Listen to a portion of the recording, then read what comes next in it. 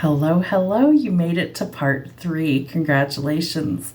I hope in the last 2 days you've learned some new things. You've expanded your mind and your spiritual gifts are starting to open up.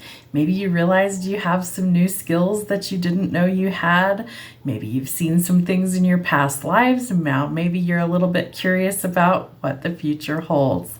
That brings us to part 3 of our spiritual gifting course. So today we are connecting to spirit energy, and this is part of my favorite one. So as a medium, this is where my wheelhouse really is. This is what I do every day in my readings with private customers, is we work on connecting to spirit and spiritual realms. Some of that is God energy, source energy, creator energy, whatever title you give that. There is a higher power that dictates kind of how we live our lives, and it helps get us through some of the challenging aspects of our journey. So I encourage you to connect with that energy as often as possible, and that is part of the program, is that you need to connect with the higher energy realms. So connect and open up, and you're going to be receiving a lot of beautiful energy in its place. So breath work, we've practiced that over the last couple of days. So every time that you want to connect to this higher realm, these energy channels, you need to open the chakras and energize them with a minimum of 3 deep breaths. That's going to be rule number 1. Number 2 is, in order to connect to spirit energy, we have to be open to receive. So that is the purpose of the deep breaths. We next want to set our intention, and then we want to make sure that we are grounded. We also want to make sure that we are open to receive the highest energy. So start with your 3 deep breaths, a minimum of 3. Set our intention. Address any blockages of emotions, stored trauma, creating dis-ease in the body. So we're going to discuss that a little bit. So what happens is all things are energy. All of our thoughts, all of our emotions is energy. And if the energy isn't flowing, if it's unable to leave, or if we shove it down and we suppress it and we store it, what happens over time is that can create disharmony, blockages, or dis-ease within our body. And sometimes that dis-ease creates illness. So what we want to do is we want to get in the practice of allowing energy to flow. And the reason it needs to flow is because if it's flowing, we can replace it. The best analogy I have for this is if you turn on a water hose and it's flowing, there's no kink in the line, everything's good. You have an open channel. If for some reason you're out there watering your garden and all of a sudden there's a kink in the line, you're not getting all of the energy that you need in order to do the job.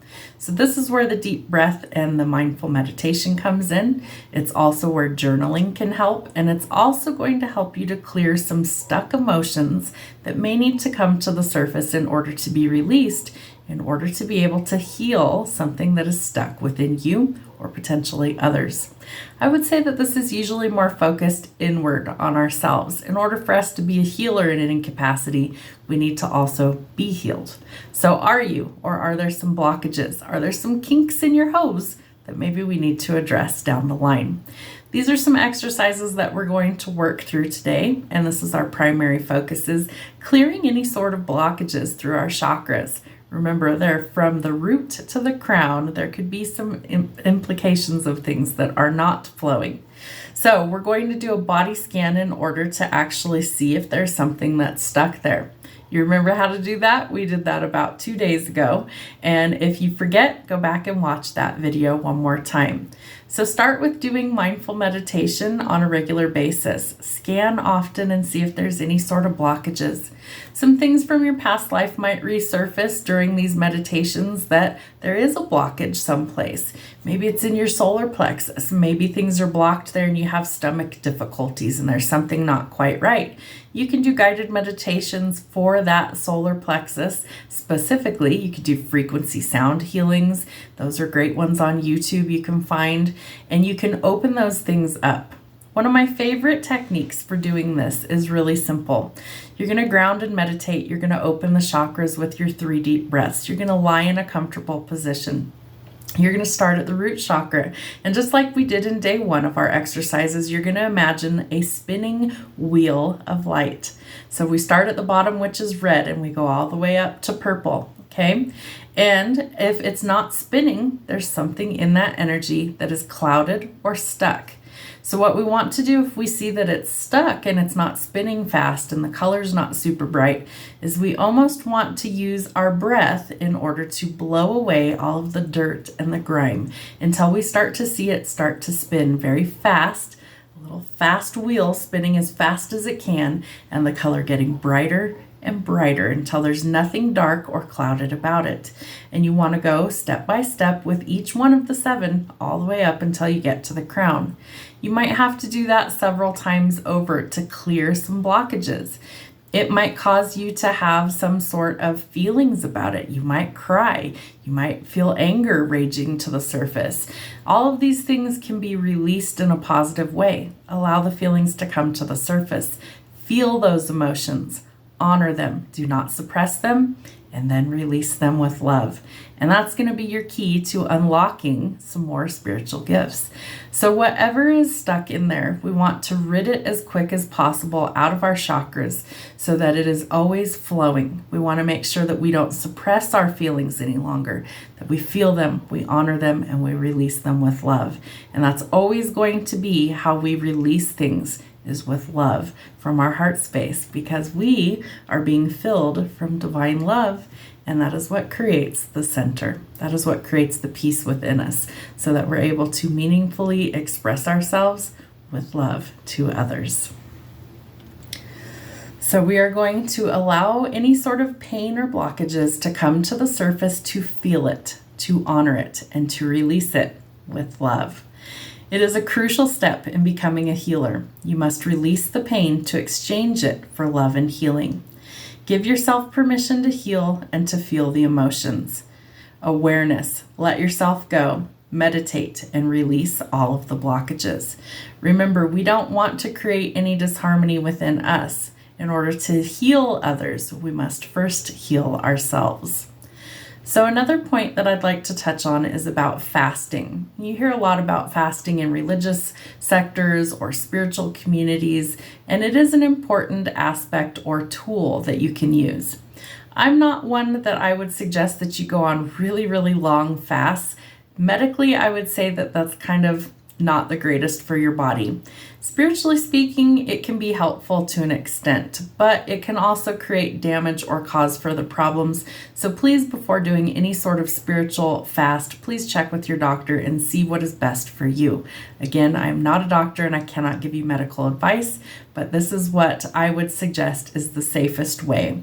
Start in small increments. Maybe you fast for a morning or an afternoon.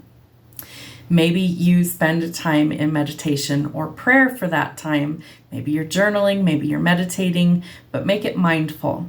Whatever you spend your time doing during this fast, make sure that you are trying to connect to your higher self, your intuition, and God's source spirit energy. That is always the goal when you fast, is that you're trying to break something by fasting. You're trying to renew something by starving it of what it is trying to achieve. So let's say that, I'm going to use this as an example, not that you have parasites for anybody who watches this, but let's say that you have parasites. You are the host. So in order to rid your body of these things, you have to starve it of what it is feeding on. Okay? Let's say that they're feeding on sugar. Well, you'd want to eliminate sugar as much as possible out of your diet and starve it of those things to create an environment that is inhospitable or unwelcoming to that parasite. Think of the parasite as any sort of negativity. We're trying to starve out the negativity by not giving it any more. So if it's feeding on the negative mindset or ideas, we're going to starve it out and we're going to instead replace it with loving thoughts. It's not going to be a welcoming environment for those negative energies, so they're going to want to leave. As a result, we're going to feel things bubble up and they need to be expressed or released. The other thing I will tell you is that sometimes in these meditations, you might notice some GI upsets. You might have a lot of gas or bloating. You might have some diarrhea. You might have to run to the bathroom. You might feel the urge to vomit or get ill. That energy has to leave, so allow it to come up. Remember to hydrate, remember to rest, and if you are fasting, please do it cautiously.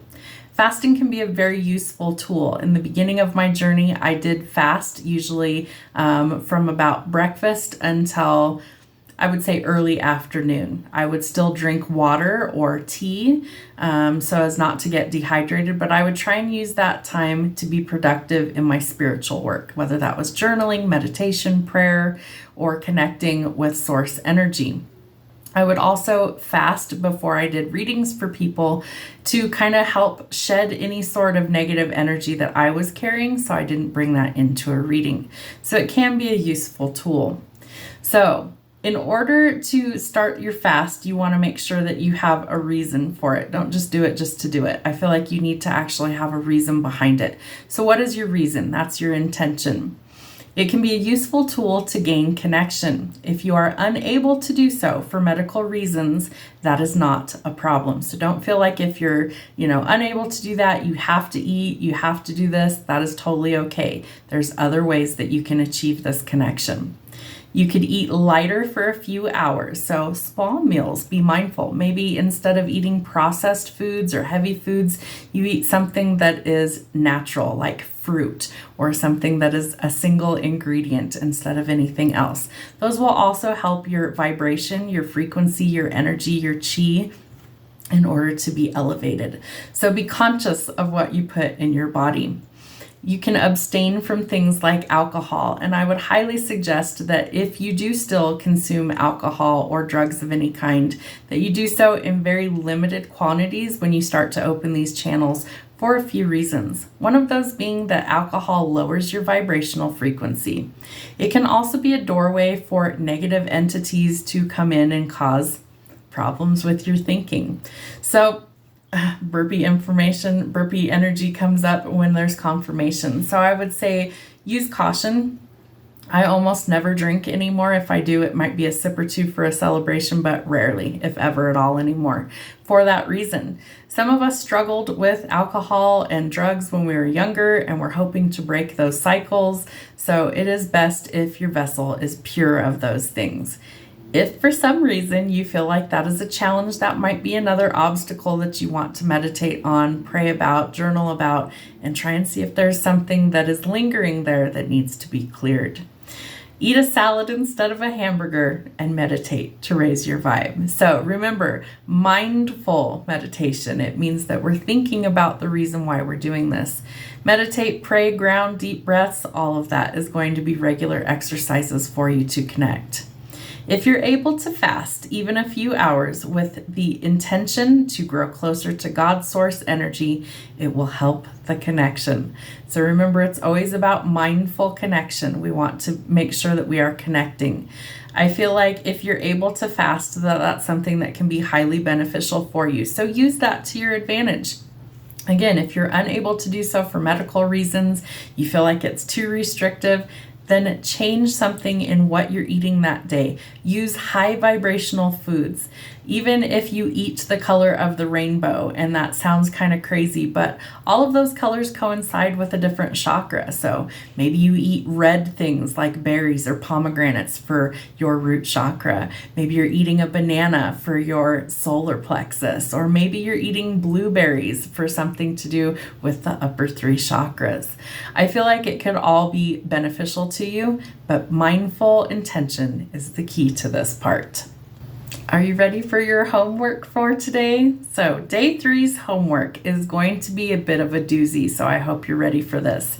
Take your time on this one. This part doesn't have to be a one and done. This can be something you revisit over and over again. It can also be something that helps you in the future, especially if you're going through something that is painful, traumatic, or something that you don't want to suppress those emotions. So think about this in the future should you need to come back to it. Your homework today. Are you ready to heal and release trauma and stored emotions?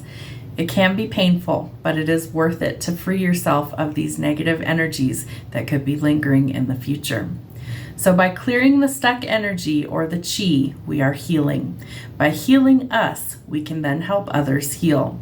Meditate, journal, breath work, and release. Have a good cry if needed, hugs from the angels and me, and know that you're on your way to following through with your destiny. So we're going to connect to those energies just like we did in the first part of this video. You're going to find a quiet space. You're going to relax. You're going to open your energy by your 3 deep cleansing breaths, more if needed. You're going to close your eyes. You're going to do a body scan from the top of your head to the bottom of your toes. If you feel something stuck in any of those areas, I want you to sit with that energy. I want you to allow the energy to come to the surface however it needs to, whether you cry, whether you scream, whether you shake, and allow that energy to come up. Place both hands over your heart. Know that your angels stand close to help you heal. I want you to allow it to release, let it come up. Sit with those emotions, allow them to be expressed in meaningful ways, and you release it with a deep breath and send it off with love. Do that as often as you need to for this exercise. Again, it may not be an overnight thing. For some of you, you're dealing with a lot of stuck emotions that you've carried for a very long time. You should feel lighter when this exercise is over with. You should feel at peace, and if you don't, it's not done. Continue to do it until you feel lighter, brighter, and free. Have a wonderful day. We'll see you soon.